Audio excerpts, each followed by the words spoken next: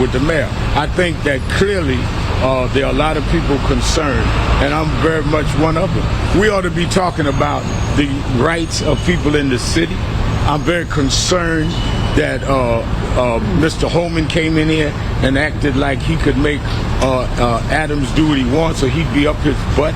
Flashback. Lions was never severe. Yeah, and if he doesn't come through, you're up early anyway. if he doesn't come through, I'll be back in New York City, Right. and we won't be sitting on the couch. I'll be in his office, up his butt, saying, "Where the hell is the agreement we came to?" So, But you are in a very unusual position, a singular position with regard to this case, which is that thanks to the New York State Constitution and New York City law, you are the only person who has the power to effectively fire Mayor Eric Adams and remove him from this position, which might conceivably moot this whole fight. How are you thinking about that now? You could have done it at any point until now, but now, given this crisis that's emerged in federal law enforcement around this case, are you feeling differently about that responsibility? Let me tell you from a couple of angles here.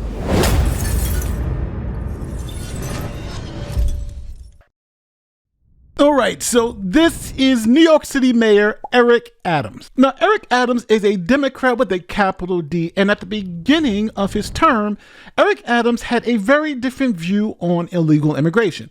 He wanted migrants to come to New York City. As the mayor of the city of New York, I don't, weigh into immigration issues, border issues. I have to provide services for families that are here, and that's what we're going to do. And that's what our responsibility as a city. I'm proud that this is a right to shelter state, and we're going to continue to do that.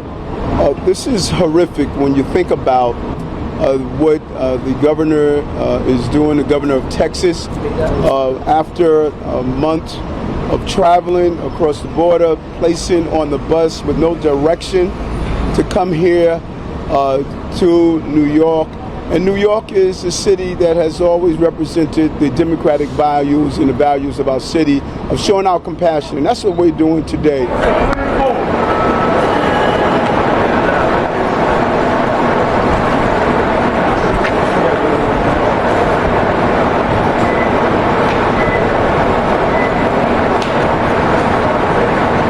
So the city opened up its checkbook and decided to use public tax dollars to take care of migrants. So they started putting them up in hotels, and some of these hotels cost up to $700 a night per room. Check it out.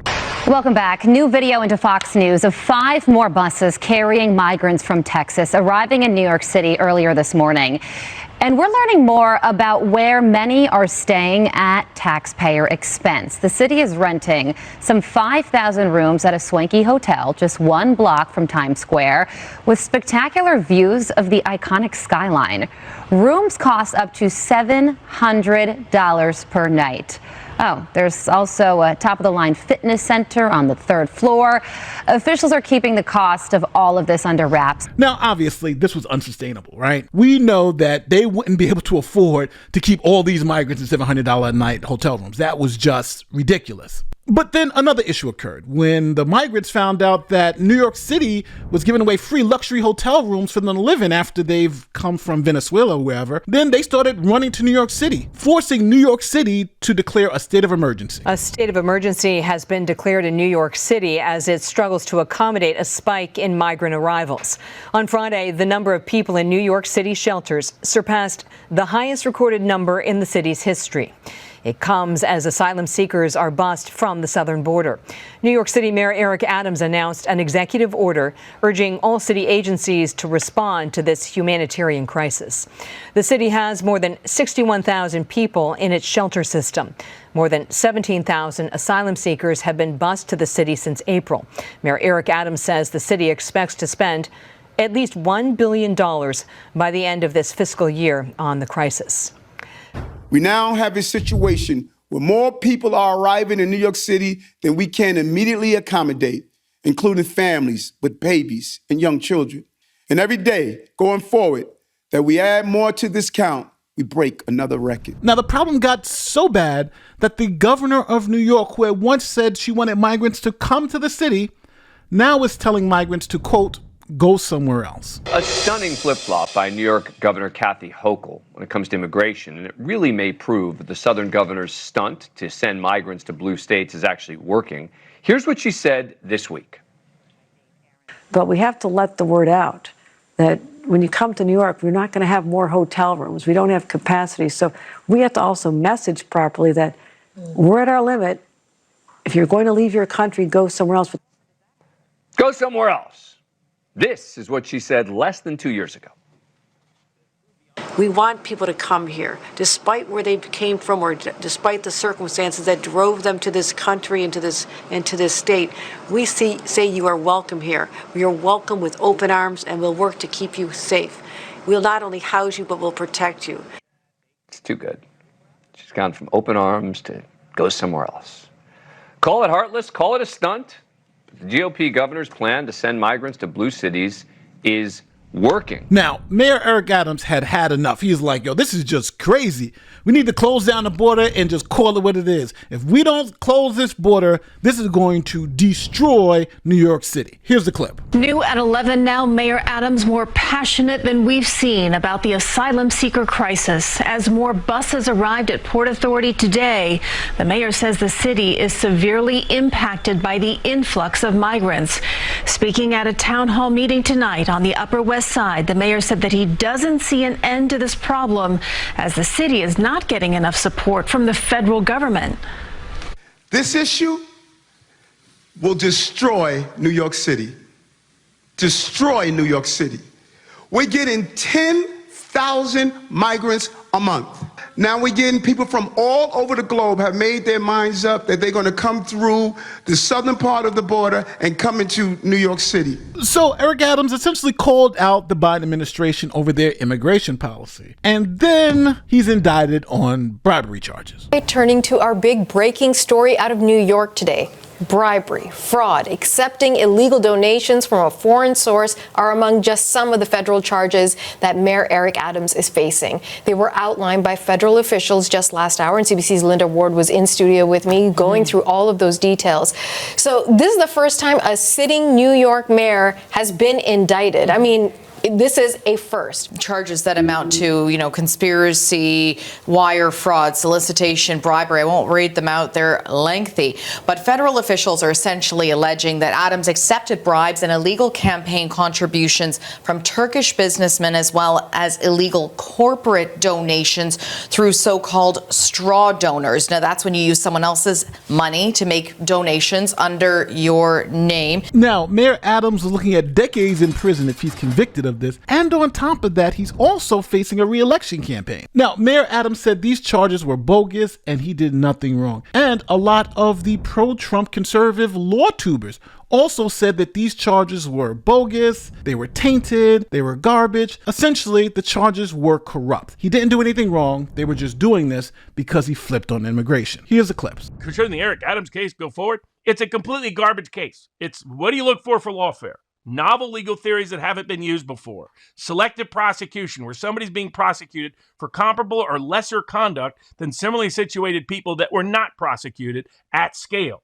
And government misconduct and malfeasance in the nature of the case. You have all three of those in the case against Eric Adams. The case should have been dismissed with prejudice, in my opinion. Prosecution team had this motivation to go after him point blank and to find evidence to make up charges along the way. He could absolutely argue that. So yes, legally speaking, there is no reason to get into the facts of the case or to get into the theories of the case. If the entire case was based on targeting Eric Adams for political retribution, that's the point that I'm trying to make here. There's no government coming after him because they want to punish him for speaking out against illegal migrants. Right. That's why. It's because Biden wanted to punish him. So just to be clear, these conservative lawyers believe these charges are tainted, baseless, corrupt, politically motivated garbage. Hey, quick hypothetical. Let's say Biden is still president and he brings baseless, corrupt, tainted, politically motivated garbage charges against the governor of Texas. And then Biden goes and tells the governor of Texas that if he doesn't open the southern border and let everyone in, that he's going to prosecute him on these baseless, corrupt, tainted, politically motivated charges. Well, that would be clear corruption. If the charges are baseless and tainted and politically motivated, then any agreement to drop those charges would also be corrupt because the charges themselves are bad charges. The only way to truly fix a situation like that is to drop the charges unconditionally. Those charges are dropped, never to be brought again, because they were corrupt charges. Now, you may be asking yourself, well, what does this hypothetical have to do with Mayor Adams? Well, the Trump administration jumped in and said, hey, Mayor Adams, we are going to dismiss these charges, but there's a catch. They essentially say that these charges are politically motivated, are corrupt, and that the mayor is a victim of political retaliation by the Biden administration. The Justice Department also said they're going to keep these charges open so they can bring them back in the future if they choose. Again, the charges that are baseless, tainted, politically motivated garbage. And also in the document, Mayor Adams must help the administration with its goals for illegal immigration and its deportation efforts. Now, the lead prosecutor on the case was called to a meeting with Mayor Adams and his attorneys with representatives from the DOJ, and she noted that it was Mayor Adams and his team that offered this as a compromise. He'll help them with immigration if they drop the charges. And there you have it. Our team just getting its hands on a letter from Danielle Sasson talking about a meeting at the end of January where she says Adams' attorneys, quote, repeatedly urged what amounted to a quid pro quo, that the mayor could help the Justice Department on enforcement priorities only if the indictment were dismissed. The lead attorney overseeing Adams' case in Manhattan penning a blistering resignation letter obtained by NBC News, laying into Trump-appointed DOJ brass for saying the case was distracting Adams from devoting his full attention to the president's priorities on immigration and crime. Attorney Hagan Scott in writing, no system of ordered liberty can allow the government to use the carrot of dismissing charges or the stick of threatening to bring them again to induce an elected official to support its policy objectives. Adding, if no lawyer within earshot of the president is willing to give him that advice, then I expect you will eventually find someone who is enough of a fool or enough of a coward to file your motion. Now, Mayor Eric Adams says plainly that this is not a quid pro quo, that they are dropping the charges because the charges are baseless and corrupt. It has nothing to do with what he's going to do to assist them in immigration. Here he is on Fox News saying that. The U.S. attorney here in New York City, the Southern District, she quit yesterday, the acting U.S. attorney. And so did 5 members of the Department of Justice because they felt like being forced by the Department of Justice to drop the corruption charges was inappropriate and they should not have asked. And what she said was, she said, you offered to help with the migration problem and the immigration agenda in exchange for the case being dropped. Think about that. Think about that. Think about my attorney, Alex Spira, one of the top trial attorneys in the country. Imagine him going inside saying that the only way Mayor Adams is going to assist in immigration, which I was calling for since 2022, right, is if you drop the charges. That's quid pro quo. That's a crime. No, go deeper into what they wrote. They articulated exactly weaponization. When you looked at legroom turning into bribery because I asked for a governmental entity to do a building inspection. So Mayor Adams said this is weaponization. That's why they dropped the charges. But the Fox hosts didn't let him gaslight the room. They straight up told him the document said specifically they can bring back the charges if you don't do what they say. And Adams is going to say that's a lie, that's false. Listen to it. One of the other things was they needed you to essentially assist Tom with the migration problem here in New York City. And what does that look like? Because people didn't understand what that looks like. What that looks like, as I say, every morning we meet with hideouts. Right. Federal, state, and city law enforcement agencies. Which we now have a seat at the table on. Exactly. Right. That was another thing we But that's good, and that's good because, as you know, Mayor, the way this particular case is being handled right now, they can refile the charges at any time. If you don't help them, they could refile the charges. And that's not what they said. That's not what they. They can refile the charges. No. Right. First of all, I don't get into the legalese. Well, you don't have to get into the legalese. You just have to just read the document.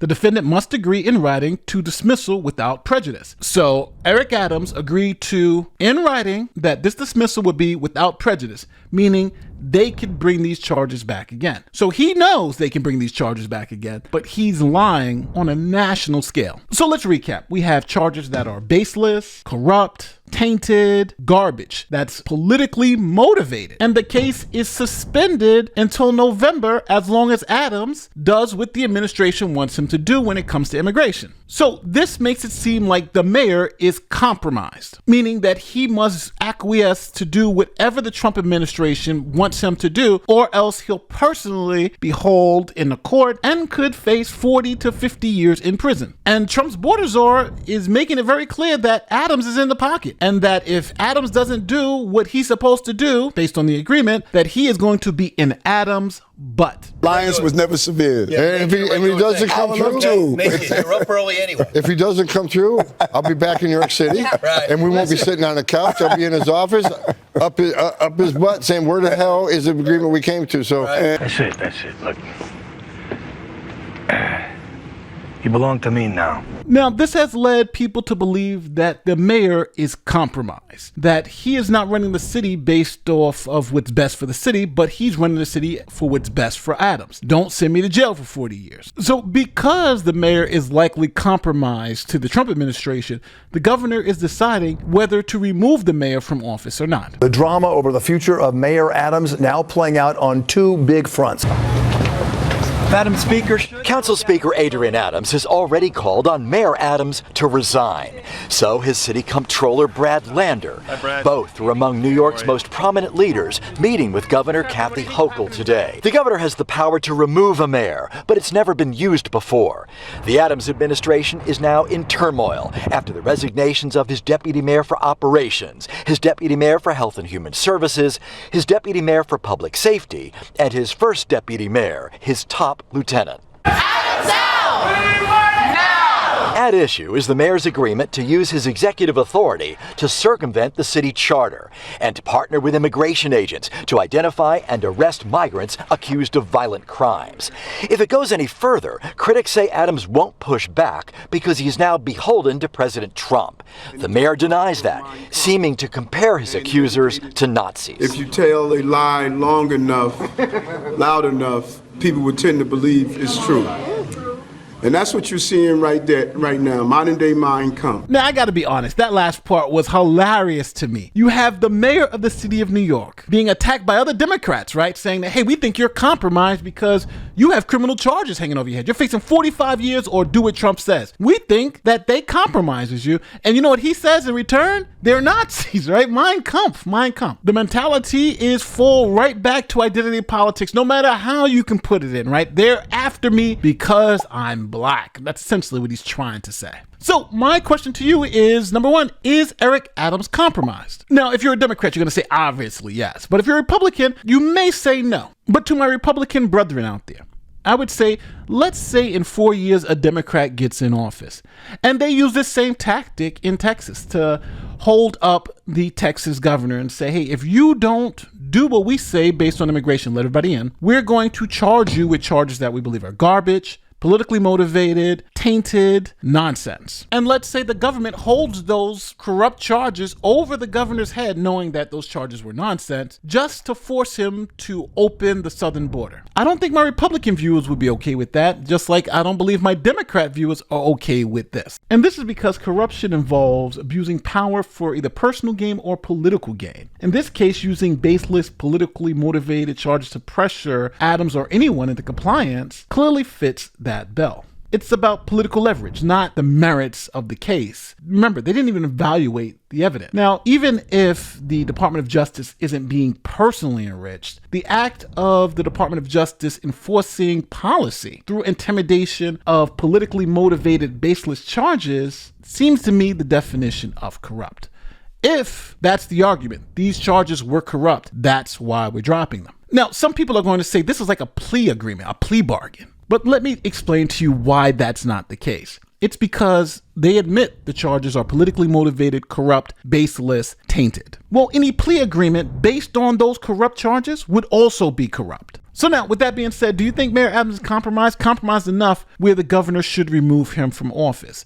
Do you think Adams is working more for Trump because of the 45 years that he's facing if he's convicted? Or do you think he's working with Trump because he really wants to, and that these charges mean nothing? Why didn't the Trump administration dismiss them forever? Why hold them over his head? There's a lot of questions here, but this is a fast-moving story, and we'll see what happens in the next couple of days because things are moving fast. With that being said, don't forget to like, share, subscribe to like great YouTube stuff. My name is Nate the Lawyer, and I'm out of here. Peace.